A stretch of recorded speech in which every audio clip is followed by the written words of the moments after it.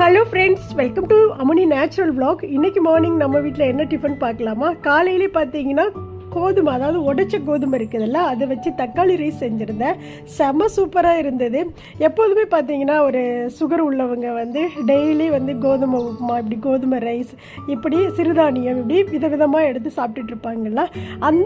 அந்த பொருட்களை வச்சு கொஞ்சம் நாம் வந்து வெரைட்டியாக வந்து யோசனை பண்ணி இந்த மாதிரி செஞ்சோம் அப்படின்னா செம்ம டேஸ்ட்டாக இருக்குது. உண்மையாலுமே சுகர் உள்ளவங்களுக்கு சூப்பரான ஒரு சாப்பாடு அப்படின்னா இந்த உடைச்ச கோதுமை ரைஸ் தான்.